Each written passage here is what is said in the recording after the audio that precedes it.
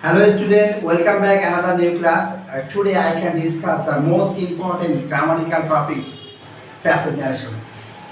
So আজকে আমি তোমাদের সামনে যে টপিকটা আলোচনা করব সেটা প্যাসেজ ন্যারেশন এবং বোর্ড নাম্বার হচ্ছে বরিশাল বোর্ড 2016 ক্লাস 9 এর জন্য এই আইটেমটা খুবই একটা ইম্পর্টেন্ট আইটেম। আমি আজকে এই বিষয়টা নিয়ে বিস্তারিত আলোচনার চেষ্টা করব। আমি তাহলে আমার ক্লাসে চলে যাই। Let's go. Please listen. একটা প্যাসেজ ন্যারেশন করতে গেলে প্রথমে তোমাকে সেন্টেন্সগুলো চিনতে হয়, সেন্টেন্স। আর যারা সেন্টেন্স চিনবে না তারা প্যাসেজ ন্যারেশন করতে পারবে না। তাহলে আমি কথাটা বলি একটু, সেন্টেন্স চিনতে আগে সেন্টেন্স সম্পর্কে তোমাদের আইডিয়া থাকা লাগবে। দেখো সেন্টেন্স কিভাবে চিনবে? ইনভার্টেড কমার ভিতরে আমাদের 5টা সেন্টেন্স থাকে, রাইট? কয়টা সেন্টেন্স থাকে? 5টা। এখন ন্যারেশন করতে গেলে তোমাদের প্রথমে দেখতে হবে যে ইনভার্টেড কমা কোথা থেকে শুরু হয়েছে আর কোথায় শেষ হয়েছে। তাই দেখো আমি যদি এই সেন্টেন্সটা তোমাদের পড়ি, যে Mrs. Nasima said to her student, comma inverted comma শুরু, যে I heard the news of your illness yesterday, full stop. Nasima আর একটা কথা বলছে, how are you now, তুমি এখন কেমন আছো। অর্থাৎ ইনভার্টেড কমা এই জায়গা থেকে শুরু হয়েছে আর শেষ হচ্ছে আমাদের নাও এর পরে, কিন্তু এর ভিতরে দুইটা সেন্টেন্স আছে। প্রথম যে সেন্টেন্সটা আছে তার নাম হচ্ছে অ্যাসার্টিভ সেন্টেন্স, আর দ্বিতীয় যে সেন্টেন্সটা আছে সেটা হচ্ছে ইন্টারোগেটিভ সেন্টেন্স। অর্থাৎ ন্যারেশনের ভিতরে একই ব্যক্তি একাধিকবার কথা বলতে পারে, একই ব্যক্তি একাধিকবার কথা বলতে পারে, কিন্তু আমরা সবসময় প্রথম সেন্টেন্সটাকে আগে টার্গেট করে করব। আমার প্রশ্ন এটা না, আমার প্রশ্ন হচ্ছে যে তুমি কিভাবে বুঝবা কোনটা অ্যাসার্টিভ, কোনটা ইন্টারোগেটিভ, কোনটা ইম্পারেটিভ, কোনটা এক্সক্লেমেটরি অপারেটিভ। আমার প্রশ্ন হচ্ছে এটা। তাহলে দেখো আমি সংক্ষেপে একটা কথা বলি, যে সেন্টেন্সের সবচেয়ে সহজ একটা উপায় বলি, সবচেয়ে সহজ উপায় হচ্ছে এটা। আমি একটা সেন্টেন্স লিখছি, দেখো যে এই ইনভার্টেড কমা মনে করা শুরু করলাম এটা, যে আই রিড দ্য বুক। যদি কোনো সেন্টেন্সের শুরুতেই সাবজেক্ট থাকে তার নাম অ্যাসার্টিভ, শুরুতে সাবজেক্ট থাকলে তার নাম assertive. I read the book, ও সরি ওয়ার্ক করছি না, সরি সমস্যা নেই, আই ডু দ্য ওয়ার্ক থাকে, একটু বলবো না, কথা বলে সমস্যা নেই, কোনো হবে লাইফে। দেখো I read the book, please একটু খেয়াল করো, ভুল হতে পারে, অস্বাভাবিক কিছু না। তা আমার প্রশ্ন আছে, যার শুরুতেই সাবজেক্ট তার নাম অ্যাসার্টিভ। ইনভার্টেড কমা শুরুতে যদি কোনো সাবজেক্টিভ ফর্ম থাকে তার নাম অ্যাসার্টিভ। আর সাবজেক্ট জিনিসটা কি আমাদের জানতে হবে। সাবজেক্ট জিনিস কোনগুলো? এখানে আই থাকতে পারে, উই থাকতে পারে, ইউ থাকতে পারে, হি থাকতে পারে, সি থাকতে পারে, আমরা যে কোনো কিছু থাকতে পারে। তবে ন্যারেশন স্টাইলে সবচেয়ে বেশি তোমরা পাবো আছে আই কথাটা। তাহলে আমরা কি জানলাম? যার শুরুতেই সাবজেক্ট তার নাম অ্যাসার্টিভ, যার নাই সাবজেক্ট তার নাম ইম্পারেটিভ। ইম্পারেটিভ সেন্টেন্স আজীবন ভাব দিয়ে শুরু থাকে, আজীবন ভাব দিয়ে শুরু থাকে। তাহলে যার আছে সাবজেক্ট তার নাম অ্যাসার্টিভ, যার নাই সাবজেক্ট তার নাম হচ্ছে ইম্পারেটিভ। প্রশ্নবোধক চিহ্ন ইন্টারোগেটিভ, লাঠির নিচে পোটা এক্সক্লেমেটরি। প্রশ্নবোধক চিহ্ন ইন্টারোগেটিভ, লাঠির নিচে পোটা এক্সক্লেমেটরি। অর্থাৎ এই দুটো আমরা চিহ্ন দেখে চিনব। বাকি আছে কয়টা? একটা। অর্থাৎ যার শুরুতেই মি অথবা লং লিভ, শুরুতেই মি অথবা লং লিভ তার নাম হচ্ছে অপটেটিভ। শুরুতেই মি অথবা লং লিভ থাকে তার নাম অপটেটিভ। তাহলে আমি সেন্টেন্স আমি সহজ করে আরেকটু বলি, যার শুরুতেই সাবজেক্ট তার নাম অ্যাসার্টিভ। তাহলে দেখো এই সেন্টেন্সের শুরুতে দেখো আমাদের একটা সাবজেক্ট আছে, নিঃসন্দেহে অ্যাসার্টিভ, কোনো সন্দেহ আছে? তাহলে এটা অ্যাসার্টিভ সেন্টেন্স। যার নেই সাবজেক্ট নেই ইম্পারেটিভ, দেখো এই জায়গায় একটা কথা বলা আছে ডোন্ট ওয়ারি, দেখো এর কোনো সাবজেক্ট নেই, তাহলে এটা নিঃসন্দেহে ইম্পারেটিভ সেন্টেন্স। ডোন্ট ওয়ারি চিন্তা করো না, কোনো সাবজেক্ট আছে, তাহলে এটা ইম্পারেটিভ সেন্টেন্স। প্রশ্নবোধক চিহ্ন ইন্টারোগেটিভ, দেখো এই জায়গাটা প্রশ্নবোধক চিহ্ন, তাহলে নিঃসন্দেহে সেন্টেন্সটা প্রশ্নবোধক চিহ্ন, তাহলে ইন্টারোগেটিভ সেন্টেন্স, রাইট? আর একটা কথা, লাঠির নিচে পোটা, অর্থাৎ এর ভিতরে আমাদের এক্সক্লেমেটরি সেন্টেন্সটা দেওয়া নাই।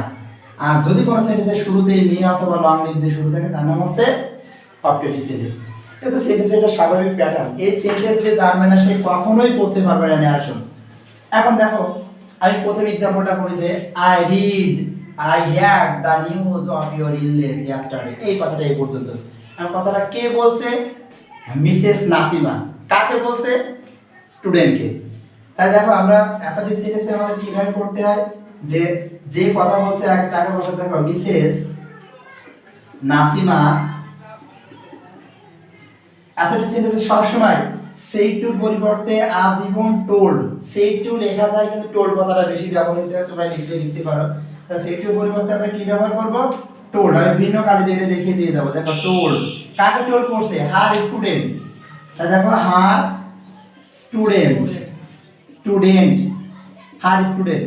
তাই দেখো সেন্টেন্সটিতে অ্যাসার্টিভ আর অ্যাসার্টিভ সেন্টেন্সে সেইটি পরিবর্তে সবসময় বসে টোল্ড ইনভার্টেড কমার পরিবর্তে বসবে হচ্ছে দ্যাট, ইনভার্টেড কমার পরিবর্তে কি বসবে দ্যাট। এই হচ্ছে অ্যাসার্টিভ সেন্টেন্সের মেইন প্যাটার্ন।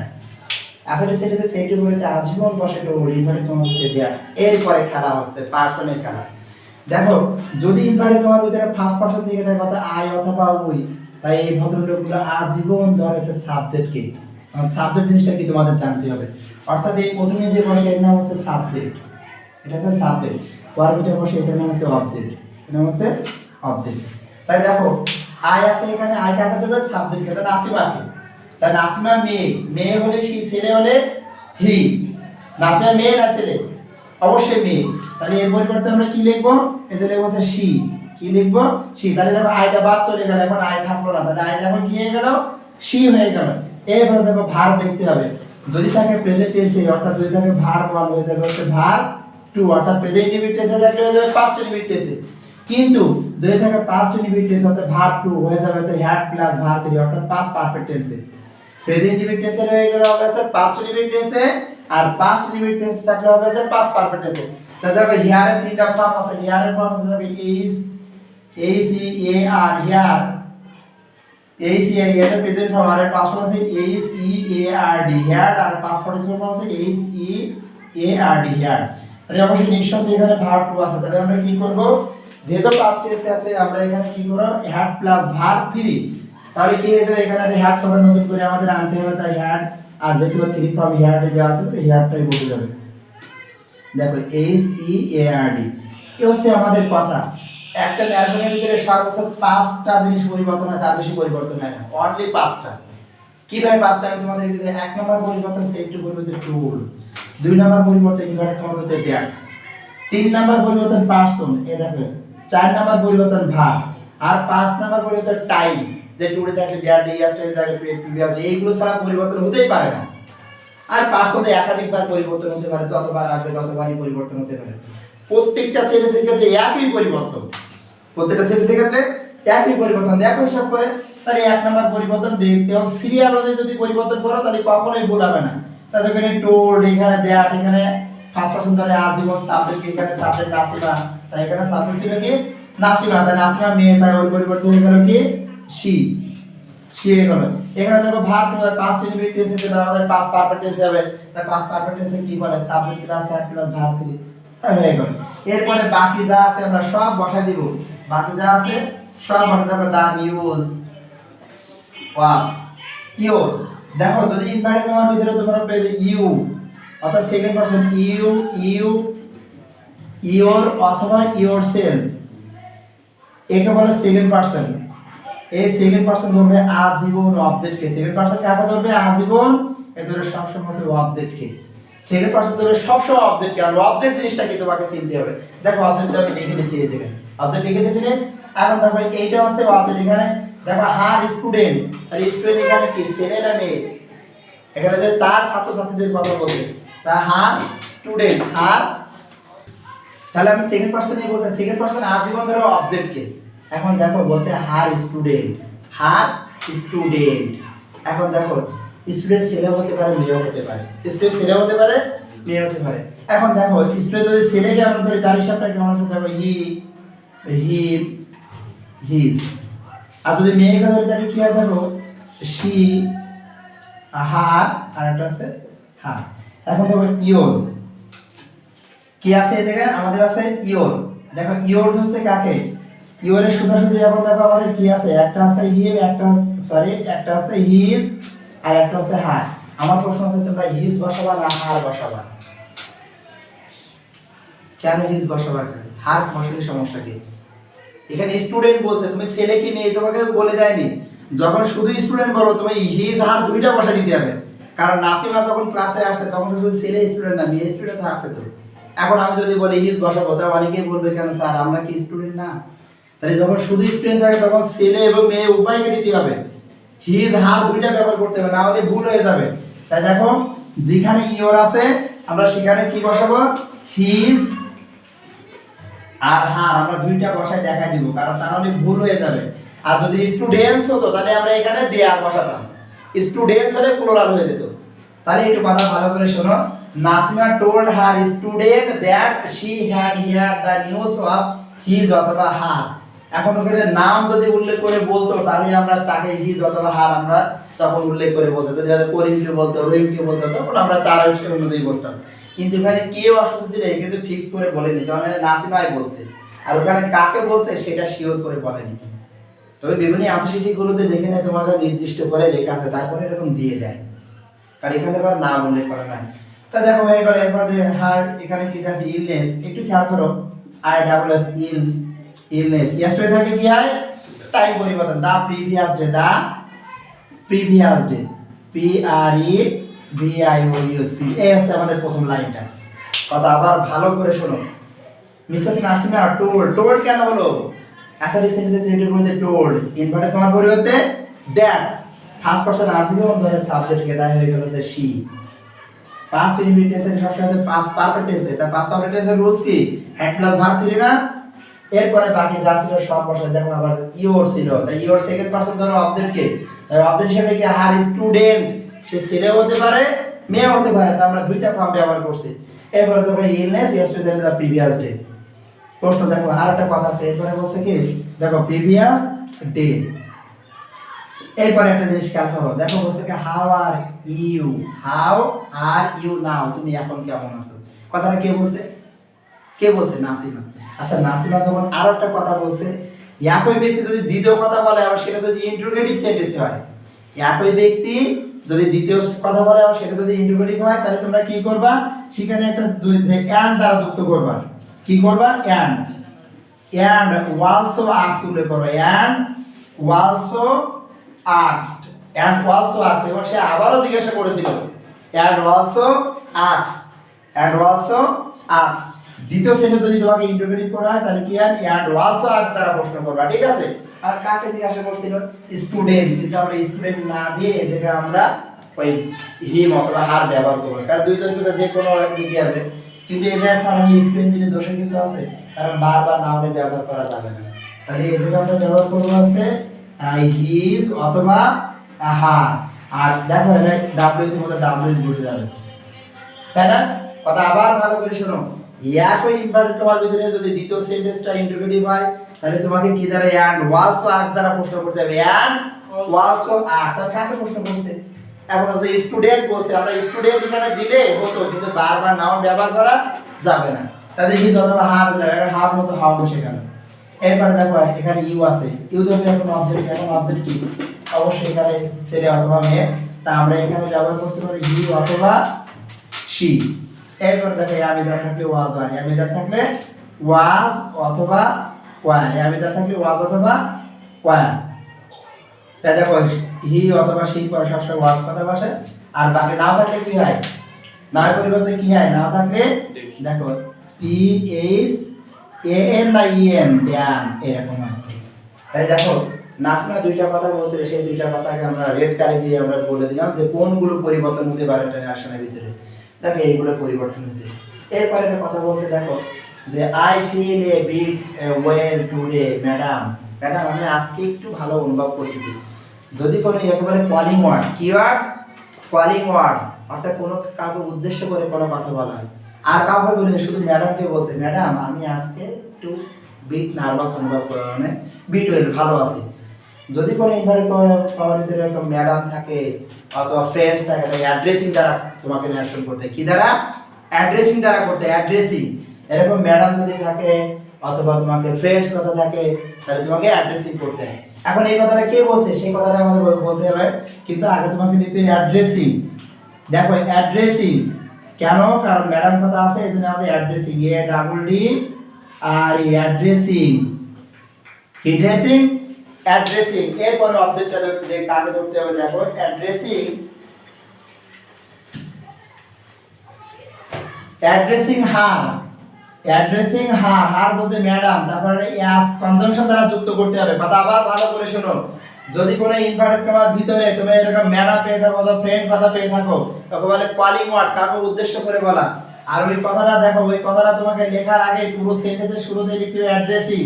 আর যদি ম্যাডাম নিয়ে তাই আছে হার, অ্যাড্রেসিং হার অ্যাস, যে কথাটা বলছে ওই কথাটা দিতে হয়। অ্যাড্রেসিং হার, হার কেন ম্যাডামকে বলছে না, তাই যে কথাটা বলছে সেটা, তাই অ্যাড্রেসিং হার অ্যাজ ম্যাডাম, MADAM, কমা। কথা আবার ভালো করে শোনো, শুধুমাত্র এই ম্যাডাম কথাটুকুর জন্য আমরা এত বড় কথাটুকু লিখতাম না। শুধু এই ম্যাডাম কথাটার জন্য আমরা এত বড় কথাটুকু লিখতাম না, আমরা লিখতাম না এই জায়গায়। শুধু ম্যাডামের জন্য অ্যাড্রেসিং হার অ্যাজ ম্যাডাম, যদি এখানে ফ্রেন্ড থাকতো তাহলে অ্যাড্রেসিং হার অ্যাজ ফ্রেন্ড, যদি এখানে যদি অন্য কিছু থাকে তাহলে সেই অ্যাড্রেসিং সেটা দিয়ে অ্যাজ ওই কথাটা উল্লেখ করে দিতাম। মানে এটা না দিলে এটা ভুল হয়ে যায়, এত পরিপূর্ণতা আসে না। তাহলে খেয়াল করে কথাটা যে এই ম্যাডামের জন্য আমরা কি করব, অ্যাড্রেসিং হার অ্যাজ ম্যাডাম। এখন দেখো এটাতে অ্যাসার্টিভ সেন্টেন্স আছে, কি সেন্টেন্স আছে, অ্যাসার্টিভ। এই কথাটা কে বলছে, দা স্টুডেন্ট। তাই আমরা এই জায়গায় কথা লিখব, দেখো দা স্টুডেন্ট, খেয়াল করো দা স্টুডেন্ট। আর যখন কেউ প্রশ্ন করার পরে উত্তর করে তখন রিপ্লাই দিতে হয়, কারণ দেখো এখানে প্রশ্ন করা আছে, এটা উত্তর করছে কি বলছে যে I feel a bit well today madam, আমি আজকে একটু ভালো কষ্ট অনুভব করতেছি, তাহলে এটা উত্তর করছে। আর যখনই উত্তর করে তখন কি করতে হয়, রিপ্লাই। তাই দেখো the student replied, R replied পরে ইনভার্টেড কমার কি বসে, দ্যাট, রিপ্লাইড পরে কি বসে, দ্যাট। এই কথাটা একটু ভালো করে শোনো প্লিজ, লিসেন।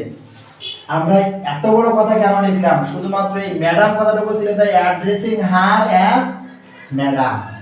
এরপরে দেখো এই সেন্টেন্সটি কে বলছে, স্টুডেন্ট বলছে না, তাহলে দেখো the student replied that. I কোন পারসন, ফার্স্ট পারসন, পারসন ধরে সাবজেক্ট, এখানে সাবজেক্ট হচ্ছে এটা, এখানে সাবজেক্ট হচ্ছে এটা। তাই দেখো আই ধরে দা স্টুডেন্ট কে, তাই হয়ে যাবে কি হি। ফিল আছে, ভার্ব আছে, এটা ফিল্ড, এপি কারণ প্রেজেন্ট ইনডিফিনিট পাস্ট ইনডিফিনিট এখানে বলা আছে, প্রেজেন্ট ইনডিফিনিট থাকলে পাস্ট ইনডিফিনিট, বাকি যা আছে সবই বসা দাও, এ বিট ওয়েল।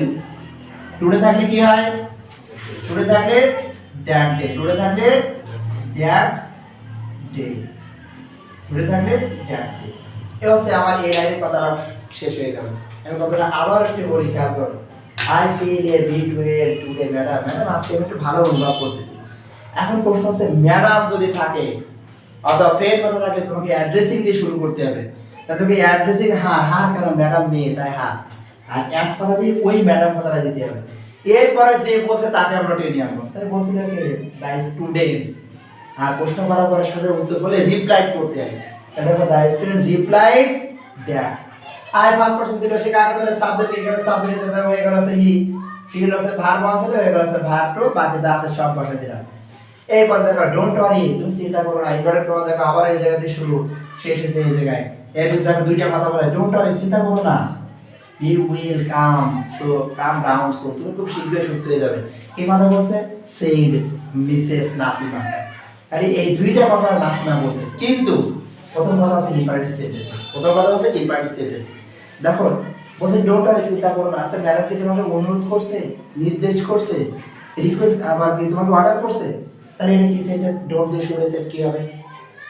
যদি কোনো সেন্টেন্স ডোন্ট দিয়ে শুরু হয়, অর্থাৎ ইম্পারেটিভ সেন্টেন্স নেগেটিভ শুরু হয়, তোমরা স্বাভাবিক উত্তর করবা টোল্ড দিয়ে করবা।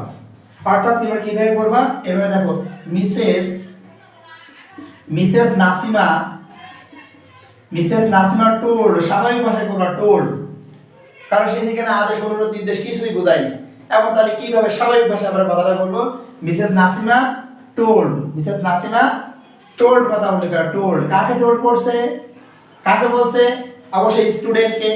এখন দেখো এই সেন্টেন্সে আমরা অবজেক্টকে আমরা ব্যবহার করব না, ব্যবহার করলে করো, না করলে দোষের কিছু নাই, কিন্তু আমরা ব্যবহার করব না।